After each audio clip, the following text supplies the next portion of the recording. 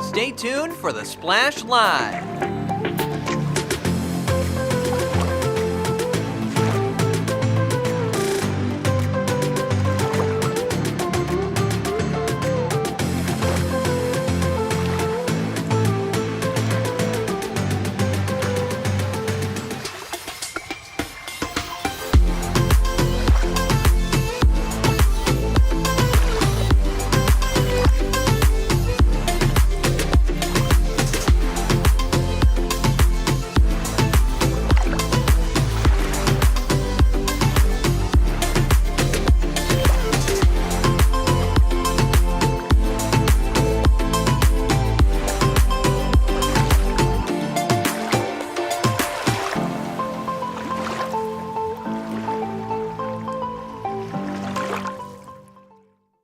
It's time for the Splash Live from Civic Center TV, featuring stories from and about people like you in the Greater West Bloomfield area.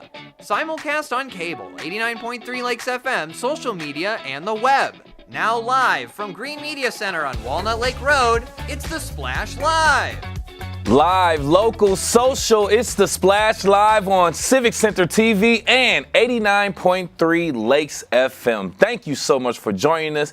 I'm your host for today, Kevin McIntosh. Starting off with our top story of today, local business owners came together for a great cause recently to exchange gifts to help a local charity and local kids. And our very own Jake Schaff has the full story. The holiday spirit is alive and well, as just recently West Bloomfield put on their annual Not-So-White Elephant Party right here at Aurora Italiana, bringing together people from all across the community to forge brand new connections, spread some holiday cheer, and to help a very worthy cause. So this is the Chamber's holiday party. It's the Not-So-White Elephant Party, and what we do is we network, and then we do gifts, and we're going to do raffle gifts. So we're going to pull raffles, and everybody can pick a gift when their number's called, and all the money goes to the charity that we picked for the year, and this year it's Sandcastles. We just thought it was a great charity. We love that they do things for kids and grieving families, and that we help them be happy and get over their sadness. So they're the charity that we picked this year, and so all the money that we raise tonight goes to them. So every ticket is $10, and people can buy extra tickets. And how great is it to see so many members of the community come out here tonight and support this event and the Chamber? It is so wonderful. This place is packed. This is our little corner of the world here. It's been really wonderful. It's been nice for me to be able to connect with other people who are, in this line of work as it pertains to grief. So making a connection with Sandcastles is wonderful. I was able to win this lovely gift this evening. It's really nice to be able to, in the middle of a week, stop and support such a worthy cause. It's amazing. I've met some wonderful people here tonight. So what made you decide to come out to the event tonight? I've been a member for 2 years of the Greater West Bloomfield Chamber of Commerce, and I wanted to support the group and this wonderful charity. Without community involvement, a community is nothing but a whole bunch of people sitting at home by themselves. So outings like this really get us out and talking and socializing and interacting with people. I am very excited. I love being a part of Chamber of Commerce of West Bloomfield. I think we're very dynamic. Giving back to community is the best way we can give, because we take so much from the community as a small business owner or as a resident of West Bloomfield. Just to give back a little bit to the community is the best way to do, especially for the holiday time. I think by doing small things is the best way to give back to community. We don't have to donate $100,000. I mean, yeah, that'll help, but doing our part as a community member, just keeping everything clean and just helping each other, being sane while we're driving, just keeping the whole community safe. That taking one step at a time will help the whole area and the whole community. Every single person at this party had a happy face and a happy heart, and it's great that the West Bloomfield Chamber of Commerce continues to put on these great events to benefit the community. For Civic Center TV, I'm Jake Schaff. Thank you again for that story, Jake. Great information also in regards to things going on from the Greater West Bloomfield Chamber of Commerce, and it's great to see people take pride, residents and business owners, in giving back to the community. We'll keep you updated with things going on with the Greater West Bloomfield Chamber of Commerce. Now, yesterday was a very busy day for the West Bloomfield Fire Department. A few situations going on specifically. Just before 4 p.m., firefighters and paramedics from our 4 West Bloomfield fire stations responded to a possible structure fire due to a malfunctioning appliance. Now, once the crews did arrive on the scene, they quickly canceled the other responding units who were anticipating approaching this situation. Now, just after 4 p.m., firefighters and paramedics from 5 fire stations responded to a fire in the attic of a home. Occupants smelled smoke, and then they immediately went upstairs and saw fire in their attic. Now, while they did try to put the fire out, they immediately realized they cannot do so and called 911 immediately. And then once 911 respondents showed up, they quickly extinguished the fire. Now, during this fire specifically, other crews responded to 3 other medical emergencies, a carbon monoxide alarm, as well as a lift assist going on. First and foremost, with all of that being said, we would like to take the time out to thank the Waterford Regional Fire Department, as well as the Farmington Hills Fire Department, firefighters and paramedics for their assistance to responding to these emergencies. There were no injuries as a result of these fires, and if you yourself do discover a fire, please immediately call 911 so that the professionals and the authorities can put it out first. With all of that being said, essentially a lot of things going on in the Greater West Bloomfield community, including a wild time for some book lovers at West Bloomfield Library. Yesterday, the West Bloomfield Township Public Library hosted a unique event, Reading with a Critter. Families gathered together to read books alongside a few animal ambassadors. A naturalist and a librarian were on hand to guide the fun and creating a very truly wild adventure for these young readers. Kids brought their own book, or of course they went directly to the library and borrowed one from the shelves, sharing stories with snakes and other fascinating creatures. This event was free and held in collaboration with the library, which made it an unforgettable way to inspire love for reading while in learning about wildlife and our young community members. You can find out more and see those pictures yourself on the Facebook page of the library at West Bloom LIB for more information.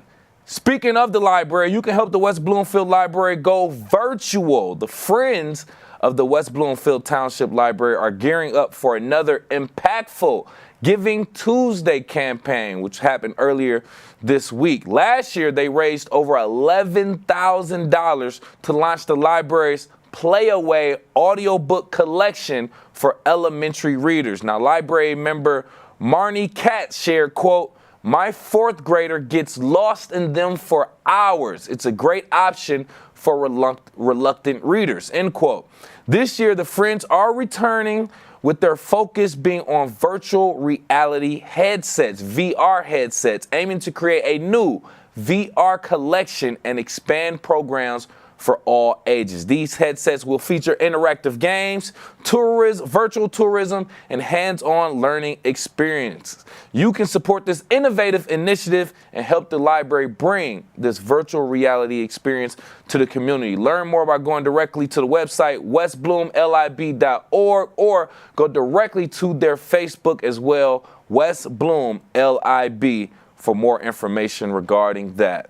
Speaking of things going on in the West Bloomfield community, there is a great event going on later on this month where we celebrate the winter solstice within West Bloomfield Parks with activities for the family and telescopes guided by the Oakland Astronomy Club. With us right here live on The Splash to give out more details regarding this winter solstice event, we have Parks Naturalist Supervisor from West Bloomfield Parks, Lauren Azori. Thank you for being here, Lauren. Thanks for having me. Yeah, let's go ahead and start off with the details of this event for anybody watching and listening, anticipating it. Tell us about the winter solstice. Yeah, the winter solstice is a celebration of the return of the sun. So traditionally, the true winter date, the true astronomical day of winter to come, even though we've had our snow and cold already, is truly December 21st. Right. At West Bloomfield Parks, we put on a celebration on December 19th, and we were celebrating the return of the sun. So December 21st is the real winter solstice, and it's the longest, darkest night of the year. And the next day becomes a little bit lighter, and then the next day a little bit lighter. So we're celebrating all these special things in nature. There's so many cycles in nature, and obviously the sun and moon is a big cycle in nature. So the solstice is basically a celebration of nature and the winter months and the return of more sunshine. So can't go wrong with more sunshine and celebration. So we use fires to celebrate. So we have lots of bonfires and treats. We glow the trail, so it's a really magical. Oh, some slight technical issues right now. No, perfectly fine. Yeah, we have you right back there, Lauren. But yes, you were just telling us about the activities and things going on at the winter solstice event happening December 19th, as a matter of fact. So I just want to kind of get into that. Can you just talk about how the activities that you all will be having, like you explained, the glowing craft station, the marshmallow roasting? How do you feel like that contributes to creating this magical and educational experience for all participants? We always know that a walk in the night is unique, right? So people really appreciate going on something like that when it's guided. You don't tend to want to go out on a nature trail at night by yourself. So it's a great magical way to explore nature at night within the community or with your family and friends. So the trail is a big highlight. And just being out in nature at night is another part of that. But a huge, huge highlight is also our Oakland Astronomy Club. So they bring telescopes and also lots of knowledge on the night sky, so they can tour all the constellations and everything that's unique in the winter sky, because our sky changes every season. So they always have something new to share. Yeah. First and foremost, I like that you all are involving the Oakland Astronomy Club, because they add a new perspective to it in general. And I also want to go back to what you were saying in regards to the celebration of the sun. I like that perspective. I've always known the winter solstice to be the start of winter, which people associate with snow and cold, and the darkest day of the year. But I like that you're basically saying this is a start when the sun starts to come out a little bit more and more as we continue to progress throughout the winter. So I love that perspective. And with that being said, can you just talk a little bit more about how this event highlights the beauty and importance of nature, specifically during the winter months? Absolutely. So as you go along the trail, you're going to run into a naturalist in a few different stations and learn something about winter nature ecology. So what's happening with the animals in the wintertime. Some rest all winter long, like many of us humans like or wish we could do all winter. Some are very active in the winter. So we're learning about what's happening outside in nature in the winter as we go along the trail. And with that celebration of the sun, obviously, we really emphasize a lot of light. So along the trail, there's a lot of glowing elements. There's some light installations and some great photo opportunities within the trees and lights combined. And then you might be lucky enough to hear some owls or hear some crunching of feet behind you. So you never really know what you're going to find on the nature trail at night, but it's always magical. Some crunching of the feet behind me. That sounded, I'm like, oh, okay. We're going to have to watch out for that. But thank goodness. Not the intention. Right. Thank goodness we have professionals and educators like yourself from WB Parks and the Oakland Astronomy Club who will be there. And once again, join us right here live on The Splash, by the way, Parks Naturalist Supervisor from West Bloomfield Parks, Lauren Azuri, talking about the winter solstice event happening December 19th, by the way. I want to also make sure we highlight the fact that this is an outdoor event. It is happening during winter, so I want you to reiterate the measures that you all are taking to ensure not only accessibility, but safety for participants, especially during a time where, like we said, there could be potential ice and other things involved. Yeah, so it's a 0.4 mile trail, so you do have to be ready to walk at least that distance for the event. But we do a trail check ahead of time, so we mark any routes that might be sticking up or hiding under the snow. We unfortunately don't have a makeup date, so if we have to cancel because of bad conditions, we just have to wait for next year. But we do definitely look out for those things. The other great thing is we have hiking poles that are able to borrow on a first come, first served basis. So if you need a little bit more help with your balance or something like that on the trail, hiking poles are available when you check in to head on to the trail. And if you come with a family member and they're just not comfortable out on the trail, there's many other things going on. So we have the fires in the back for marshmallow roasting. The nature room is open to people to come inside and explore the nature room as well. So if you get there and you just are not if you're a fair weather fan and can't make it out onto the trail, there's options too. So you can still enjoy some of the magic and not go on the trail if that doesn't work for you as well. But we always do safety checks before events, especially night trail events. And I'm glad you do. That's why I said I want to take the time to reiterate that for anyone who may have that cross their mind about, certain elements that may be involved. Everything double check, T's are crossed, I's are dotted with that being said. During the winter and holiday months and times, Lauren, let's be honest. A lot of people aren't necessarily thinking about going outside. They want to make those memories inside, by the tree, at a fireplace, or whatever the case may be. Why is it important for our local families and individuals to engage with these outdoor activities during this time? Yeah, there's a ton of scientific studies about engaging in nature and how being outdoors can lower your stress. And let's be honest, the holidays can be a stressful time for many. And so being outdoors and getting a breath of fresh air and being in green spaces is a true distressor. And so this is a great way to kind of de-stress and just take a few minutes to take a breath outside and appreciate what's around us. Yes, I would agree. Just go ahead, bundle up, throw on a coat, scarf, hat, gloves, everything that you're supposed to wear, and just make yourself comfortable, take a walk, and go out there and enjoy the things that our great outdoors has to offer. Lauren, before I let you go, essentially, a couple more things. One, what would you personally hope that participants take away from this event, both memory-wise or just educationally? Well, I hope that they enjoy spending time outdoors with their families because that's a great tradition to create. Like you said, all of these holiday traditions this time of year, being around a fire or being inside, but it's great to have a family tradition that includes the outdoors as well. So hopefully this inspires people to get outdoors. And this is a great multi-generational event. And we all know that spending time with people that are in our community, young or old, no matter what. So this event attracts many ages. It's a great date night for adults. It's a great family night with kids. There's lots of different options to bring everybody together in the outdoors. So I just think creating community and building memories outside is a great time to do that this year. Yeah, I like how you snuck in the date night in there too, Lauren. Yeah, great time for that right now. Cuddle season and everything. All right, let's just stop that. But we appreciate your time, Lauren. Once again, for anybody listening or watching who may have just joined us, give out the details for this event one more time. Yeah, Winter Solstice Celebration at West Bloomfield Parks. It's on our Civic Center trails on December 19th.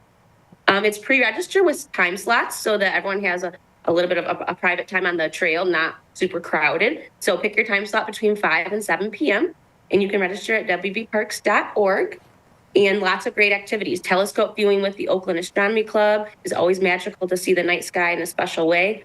The library will be there providing a fun game and activity, as well as the glowing trail and a glowing craft. And of course, the warm-up fires and s'mores. Can't go wrong with that. Oh, that just makes it all come together right there. Thank you so much for even putting this together for our community. We truly appreciate that. Once again, join us right here live on The Splash, Parks Naturalist Supervisor from West Bloomfield Parks, Lauren Azori. Thank you. Thank you so much. We hope to see you at the solstice. Absolutely. Bundled up too, by the way, staying warm and enjoying all the activities WB Parks has going on. For more information regarding that, go to the website, wbparks.org, or of course you can visit them on their Facebook page as well, WB Parks on Facebook for more information. The holidays are here, and as the decorations go up, the most important part, I would believe, is probably picking that perfect tree. I recently spoke to a local resident and vendor right here in the Greater West Bloomfield area about taking the family out on the search to find that perfect tree and how you can find one right here in the heart of our community. It's a family tradition. We've been doing it in my house ever since I was a little kid. I grew up with a family of 10 kids in the family, and it's something that we did every year. You get the smell, you get to decorate it, and it just kicks off the season. On the business side, we asked about harvesting Michigan trees and choosing to sell them locally in Orchard Lake. We're keeping it close. We're right up in Sheboygan. All the trees come down here. We're keeping it local, not to mention it's a little easier and it's a much nicer product for our customers. It's the freshest tree you're going to find. While choosing and putting up a tree can be a great family tradition, what makes a real Michigan tree better than an artificial tree? Well, I tell you what, we don't like to use the A word here. So, real trees, you're going to get that fragrance. They're beautiful. It's an amazing tree. You're not going to beat it. You're going to get a different color every year. It's always going to be a different type of tree every year. Artificial, it's going to be the same thing over and over and over again. There's no special thing about it. Not to mention you get to bring your family out here and have a great time. Great family atmosphere. You bring the little kids. We even got little coloring books for them. Look for needles that will stay. Look for the smell. And so the balsam and the Fraser fir, so there's a mix of those where you get the smell of the balsam and you get the needles that'll stay from the Fraser fir. Nothing says authentic holiday like a nice tree farm. And all of that is right on the corner of Orchard Lake and Commerce on the campus of Orchard Lake St. Mary's. For more on that particular tree shop, you can also watch my full interview with Dan Triben on demand on civiccentertv.com, and let us know on social media what you look for when you're searching for a perfect tree. Everyone's taste is a little bit different, by the way. With that being said, cooler temperatures are in the forecast, meaning we're going to be turning up the heat in our homes a lot more often and also using other devices to stay warm in our homes. But that could also pose some new hazards that could cause some house fires and other damages like what we talked about earlier today. So here to give us some tips on how we can stay warm safely this winter is from the West Bloomfield Township Fire Department. We have West Bloomfield Fire Captain Tim Tarak. Thank you for being here. Thanks for having me. Yes, we appreciate that. So kind of just going straight into it, can you just explain some of the biggest hazards that can come along with just heating up our home in the various ways during the winter and colder months? Well, one of the big ones we already had it recently happen. When you fire up the furnace for the first time of the year, quite often dust settles on the heating coil, and when that furnace first kicks on, that dust burns up and you get a smell of burning in your home. So be aware that the first couple times you fire up the furnace, you might have that smell that is easy to mistake for a problem, and it's quite normal. Just keep an eye on it. It should dissipate shortly after having it on. So that's probably the biggest one as far as the furnace goes. Yeah. Also, it's a good idea to have a licensed contractor come out and do a cleaning on your furnace before that season comes. Just to give it a once over and check everything's working. There's no cracks in the flue and whatnot. That's the biggest one for furnace wise. There's a few other, open flames, candles, this time of year with, if you have your menorah going, it's great to have, they have LED candle versions of those now. And for Christmas trees too, when you have those going, make sure you have them watered and use LED lights because they cause less heat, all that kind of stuff.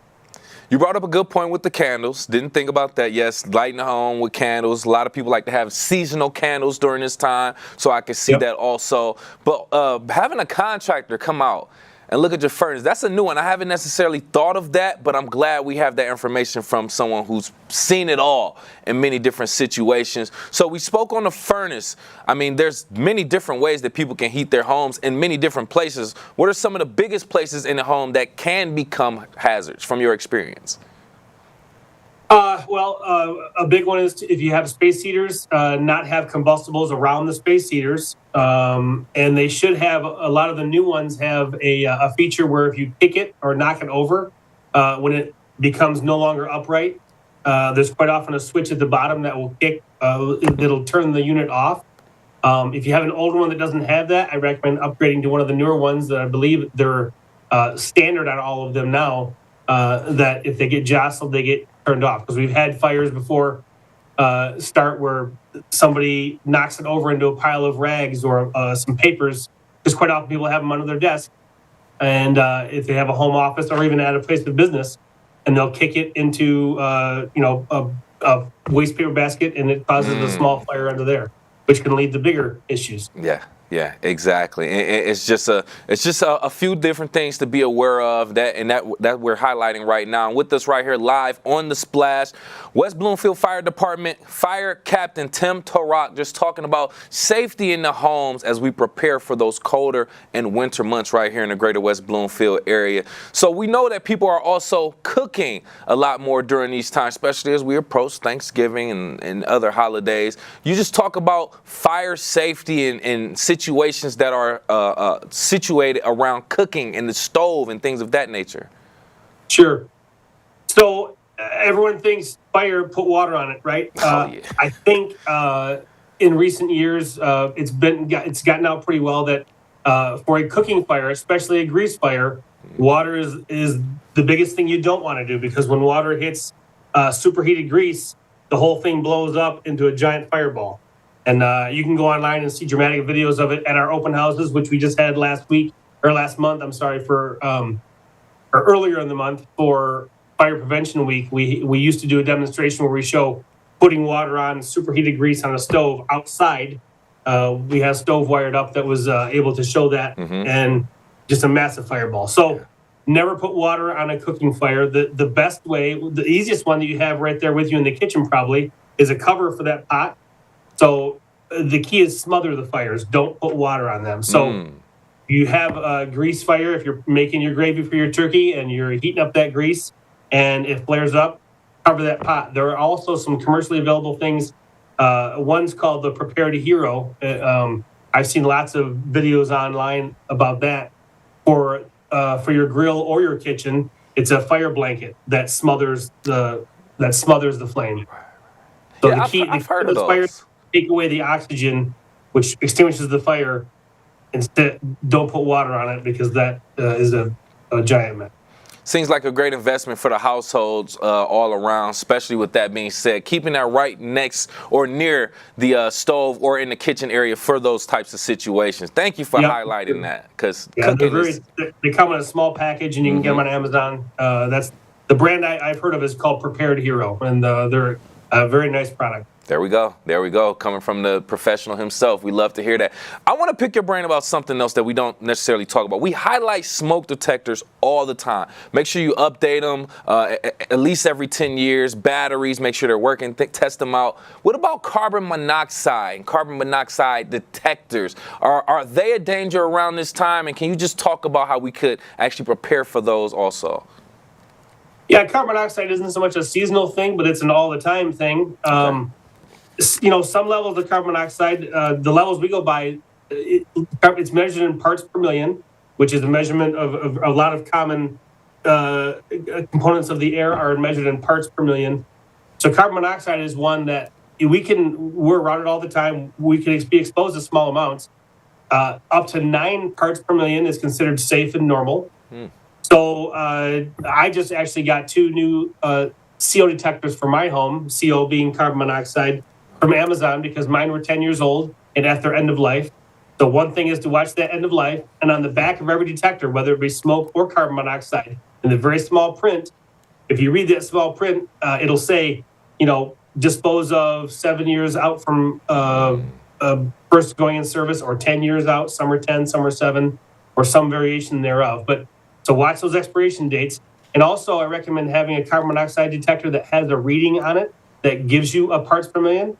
Now, it may not be 100% accurate, but at least it's a number to go by. Right. And then you can see it. It can beep. They'll all alert you audibly. And if they give you a reading too, you can kind of know what amount it's picking up. Certainly call us. We'll come check it out and see if there's a bigger issue. Another thing to think about with CO detectors, if I have another minute, is for generators, right? For this time of year or any time of year when it's stormy and windy, if we lose power, generators are great. I have one at my home. Everyone knows to have them outside, certainly, because you've got to watch for that. The exhaust puts out carbon monoxide. So I had a call, a couple years ago, where a gentleman did everything right. He had it outside of his home running in a storm, and he had a lot of CO in his house, and his alarms were going off. Thankfully, he had alarms, and they called us, and I said, hey, this is weird. It's outside. And then I noticed a basement window near where he had the generator going, and the basement window was cracked with letting in some air.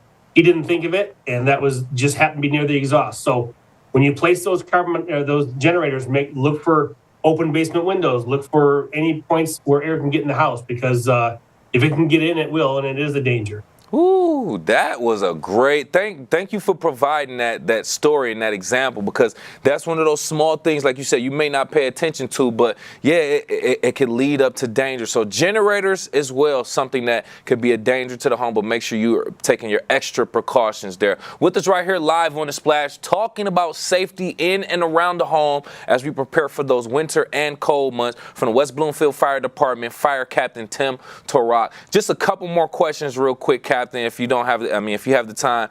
First and foremost, just very briefly, are there any other things in or around the home that could be flammable that people may not even know about?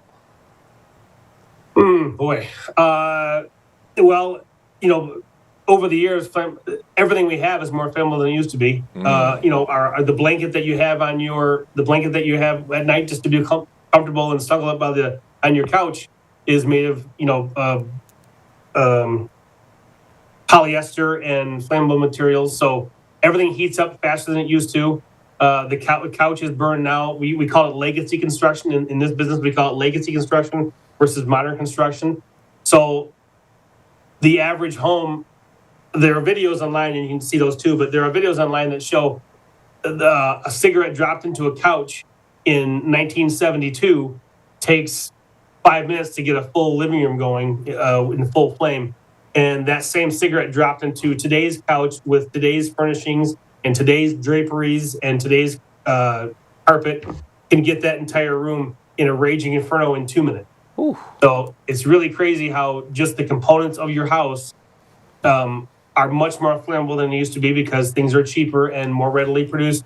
If they're not cotton, now they're all synthetics. So just keep any heating source that you have, keep those combustibles, give them a distance, let everything breathe, let things air out. If you smell a weird smell, air things out. And if you need to call us, and we're happy to come check things out. We appreciate that. Lastly, last question before we let you go. Just a couple quick things that we can do to prepare now for family emergencies. It's great to have a plan. We stress whenever we have families come through or students come through on a tour, hey, go home and, tell your parents, check those detectors twice a year. When you change your clocks, change your batteries, or at least check your batteries. In recent years, detectors smoke detectors and steel detectors are going with lithium batteries that have a 10-year life. So you're not really changing batteries so much, but it's certainly a good idea to keep an eye on those and check those dates. When were they purchased? When did they go in service? And are we at those expiration end of life dates? Yeah. And also, God forbid you have an issue in the home, let's plan where we're going to be, so that if you have a fire or a fire alarm and little Timmy runs to the backyard and Johnny goes to the street and the parents go to the street, we're not looking, hey, we're missing one. So make sure all the kids, hey family, if we're going to have an issue, let's all meet in this place so we know we're all here. And then when we get there, we know quite often the front of the house is a great spot. So then the first thing we say, hey, is everybody out of the house? And then, we can have a quick answer to that very important question. Hey, we appreciate all the information that you provided today, and we appreciate your time. Once again, from West Bloomfield Fire Department, Fire Captain Tim Torak, thank you so much for your time and information, sir. Thanks for having me. Yes. Take care. Very important tips to keep in mind as we are getting into the colder days of the year, especially if you are using a space heater like myself. Please make sure you're keeping it away from dangerous items as well. Find out more about tips, fire tips, and other things around the holiday on our website, civiccentertv.com, for more information. We're going to talk about charitable activities coming up in the Greater West Bloomfield area that you may want to be a part of. We are live, local, social. It's The Splash Live on Civic Center TV and 89.3 Lakes FM. We'll be right back with The Splash Live. Find local municipal meetings at our program schedule on civiccentertv.com. Find when your meetings air live or when they're replaying on our Civic Center TV live stream. Find it all at civiccentertv.com and click schedule at the top of the screen. Hi, I'm Chris Fry, Park Superintendent, West Bloomfield Parks. Congratulations, Civic Center TV, on 1 million views on YouTube. Thank you for all you do in the community, and thank you for having me on The Splash throughout the season to talk about activities out in the parks. Chris Fry, proud to be 1 in a million.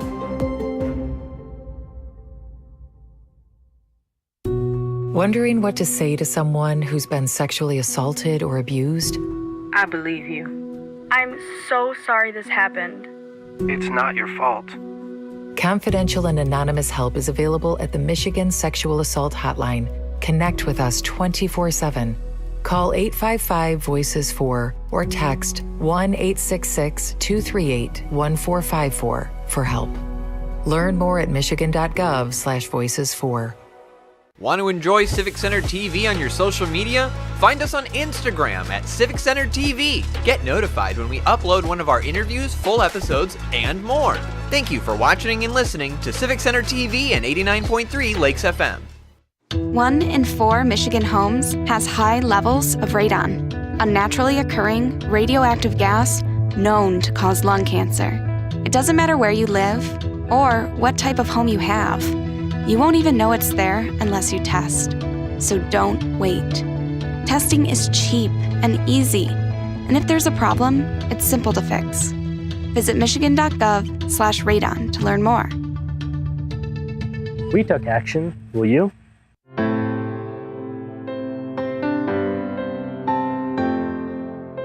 What people are watching in West Bloomfield.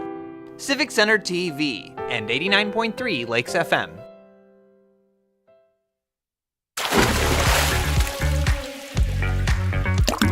And now, back to The Splash, live.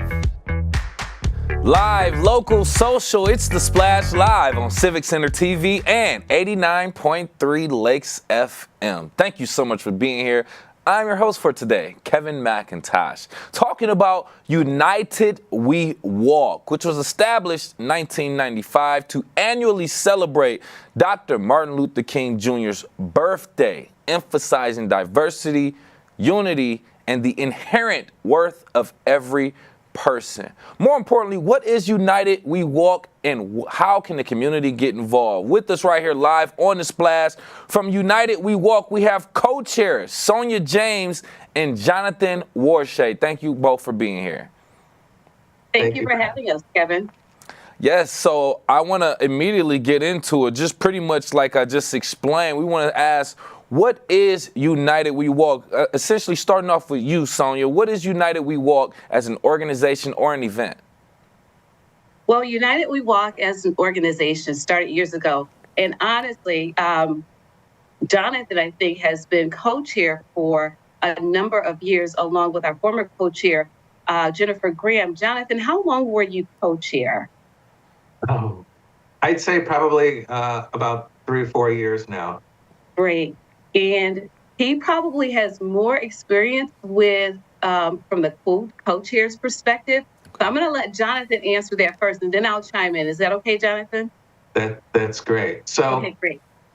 I think the biggest thing is, it's part of the school district, getting the students involved, and then that way we get the parents and the rest of the community involved as well in terms of furthering Dr. King's legacy. I'd say that's the biggest thing with our organization. And then it started with the walk that had been around the high school, and then we've just sort of added other activities and events with it. Okay. Great.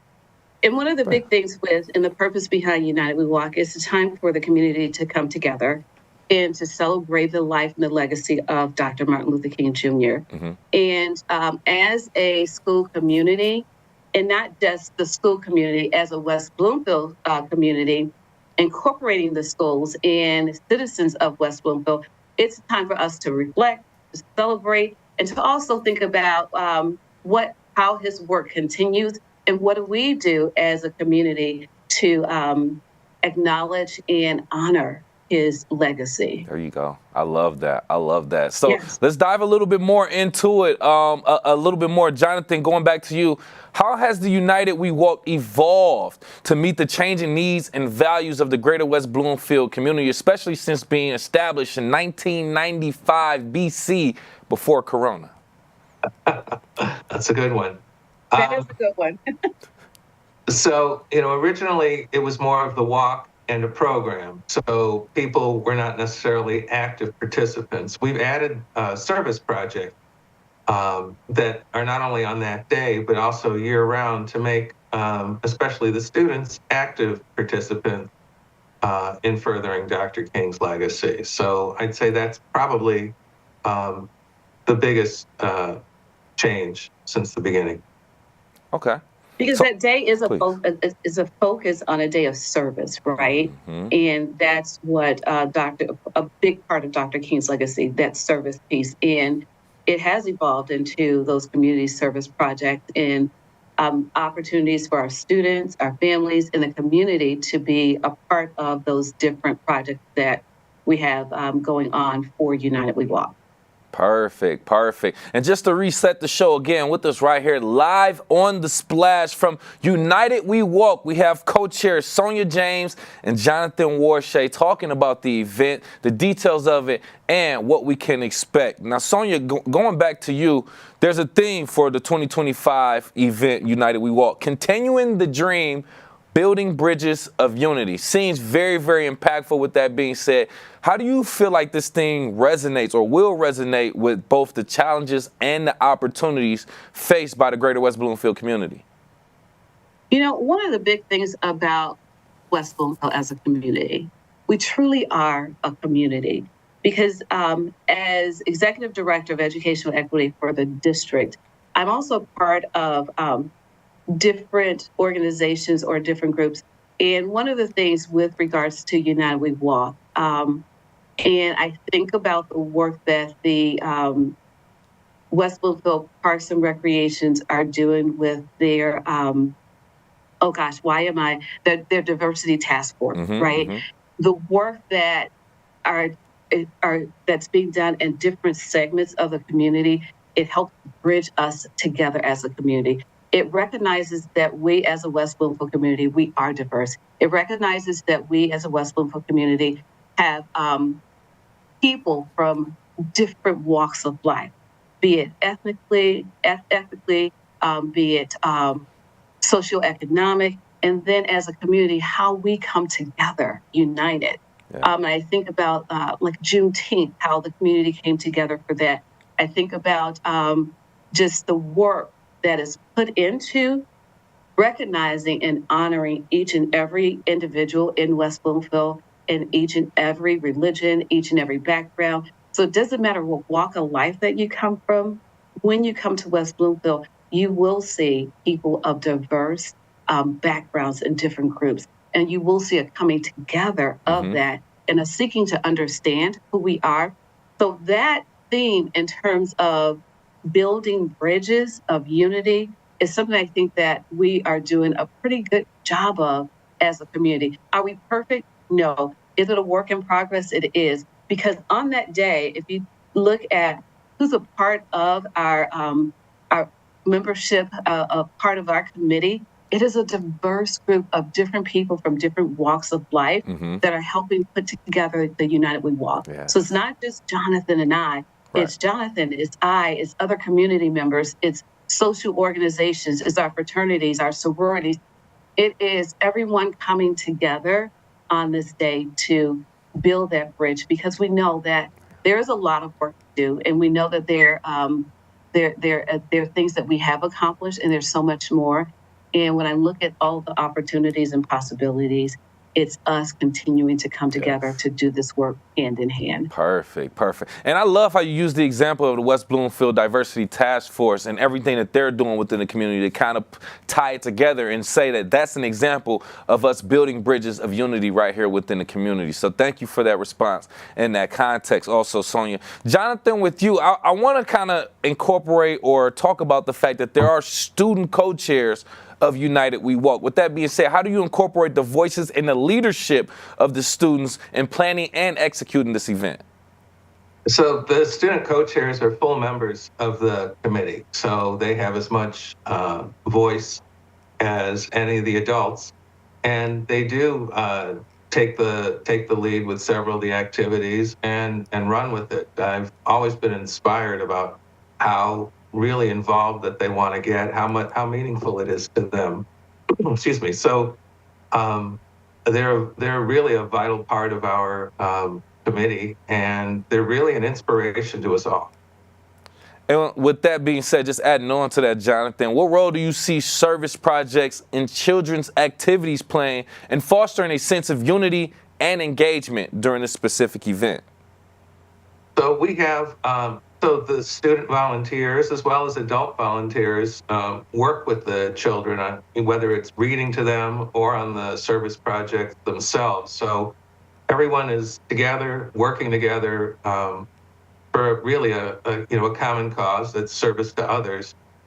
And I think that just sort of builds a wonderful spirit around the entire event. I would like to say so myself. Anytime we talk to business leaders, owners, authorities within Greater West Bloomfield, more than likely, if they're doing something, they have other organizations, other people involved, and we love to see that people coming together to accomplish great things for our community.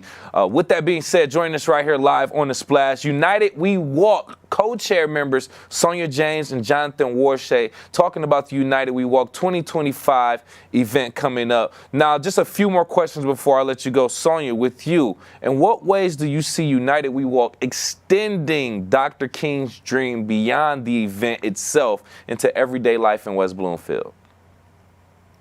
You know, that's where I talk about those possibilities, those opportunities, with regards to not just it being an event for January 19th, but thinking about how as a community that we continue to live out the life and the legacy in our works and our deeds and in our actions. Again, it's those different organizations within West Bloomfield, as well as working with United We Walk, to really think about what does it look like every day of the year, right? And it's some of the continuous event that we do as a community. Like I mentioned, Juneteenth, that's one of the events. There's several different events that happen throughout the year that also encompasses that life and the legacy. I want to go back to something that you asked Jonathan about with regards to the student co-chairs. I'll be meeting with them later on today. But one of the things that like the student co-chairs will be doing is on January 9th and 10th, they are organizing for our student co-chairs, are organizing for high school students to go down to the elementary buildings to read to the elementary students. Oh, okay. And again, it's taking it a step deeper in terms of understanding the purpose and the why behind we celebrate United We Walk and the work of Dr. Martin Luther King Jr. and other civil rights activists that have contributed to his dream, his life, and the fulfillment of that, and how we have gotten to where we are now, and how do we as a school community live out those important values, right? And in terms of peace, in terms of acceptance and inclusivity of others, and all of those things. So they are working to build that with regards to a busload of students going to a building at a time and reading to the entire building at the same time. So every student, say right now I'm sitting at Scotch Elementary, every student on January 9th will hear the same story read by a high school student at the same time. So building wide, they're all going to be engaged in that story. Nice. And the same will happen at Gretschko, the same will happen at Doherty, the same will happen at Chico. And this is student-led. And then we have Voice of Equality. And that's a student-led group from the high school as well that will go in and engage later on after United We Walk, and you talk about that extension, and they will go in and work with different projects with the students. So again, our student leadership also being actively involved in this. and them leading the charge. Sometimes, as adults, we have to move out of their way, right? And let the students lead. And this is a way that we let the students lead and we move out of their way. And again, this is how we are expanding, the reach and taking it a little deeper. Yeah, I like that. See, and I love that you brought that full circle because for one, you as an adult, you and Jonathan as adult leaders, you're setting that example for the high schoolers. The high schoolers are feeling like, hey, let's go beyond and extend beyond, like we said, beyond Dr. King's dream, and set that example for the elementary, the next generation. And then we will hope that will continue to trickle down. So I love that you gave us that information and painted that picture for us. We have to let you go. We appreciate both of you for being here, but real quick before we go, Jonathan, the details of the United We Walk 2025 event again and how people can get involved. So first of all, easy way is just to show up and participate in the walk and the project. But certainly we're happy to accept donations. There'll be people there who might want a snack or water. We're always getting those from various places. We'll also accept cash donations as well to help us further our work, our projects that our folks participate in. So. And we can get you that information so you can share it with the viewers. Perfect. Thank you again. Once again, United We Walk, Sunday, January 19th, West Bloomfield Middle School on Orchard Lake in West Bloomfield. And from United We Walk, co-chair members Sonia James, Jonathan Warshay, we appreciate your time and information. Thank you. For having us. We appreciate you as well. We hope to see everyone come out. It's not just for the kids, it's for the entire community. It's going to be a great family event. Thank you again. Thank you. And we are proud to promote that right here on Civic Center TV, giving out that detail and information right here to our Greater West Bloomfield community.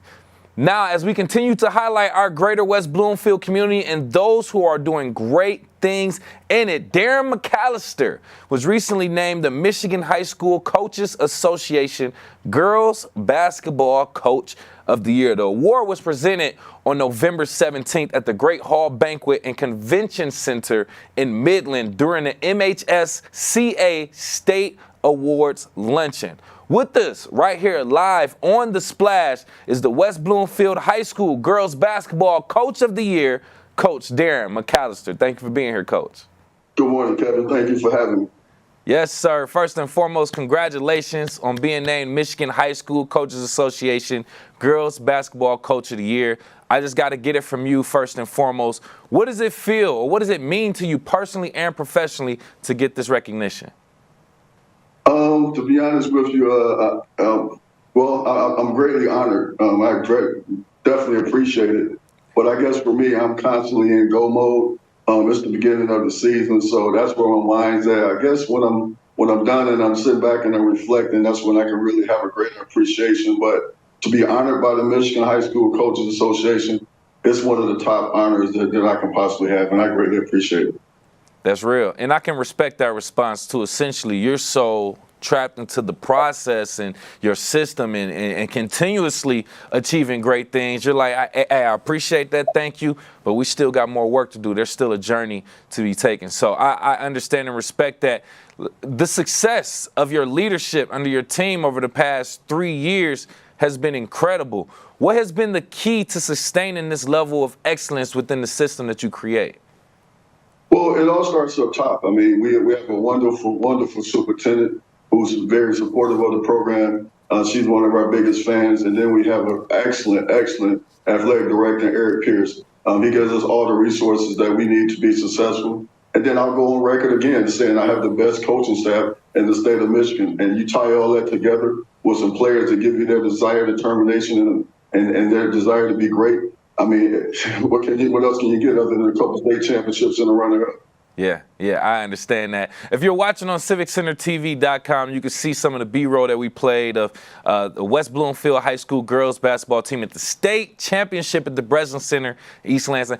I was there. I witnessed that firsthand. It was a great experience. But then some of the all-stars, the Davis twins, who are key during that championship, now playing D1 basketball at Georgia. Can you just talk about how it feels for them to be excelling at the next level of basketball in their career? It's a wonderful feeling. I mean, when I, I'm a fan from afar, watching the Davis twins and the success that they're having, watching Kendall Hendricks do her thing at Loyola, Chicago, and then watching Destiny Washington do her thing from an academic perspective at Ohio State. It's sort of like, that big father is just sitting back watching his children succeed. And man, it's a great feeling, Kevin. It really is. So kind of just piggybacking off of that real quick, how do you kind of use all of their success going on to the next level to encourage and motivate your current team? Well, the reality of it is I don't have to do a lot of that. I think they had an opportunity to see, and that's the great part about having an organization that, like we have at West Bloomfield, from day one, we hit the ground running with a desire to win a state championship, and we've done it. And the players after that have watched the players before them go on to win. So it's not a lot on me. It's just sitting back observing and coming in the gym and putting in the work. Good point. Good point. Love that. And with us right here, live on The Splash, joining us from West Bloomfield High School, Lakers girls varsity basketball head coach Darren McAllister, talking about being named the Michigan High School Coaches Association Girls Basketball Coach of the Year. Well deserved, by the way. I want to speak on, clearly your system that you're creating is creating all-stars on the court, but let's go to off the court. How are you ensuring that your players not only excel on the court, but grow as leaders and role models in the community off the court?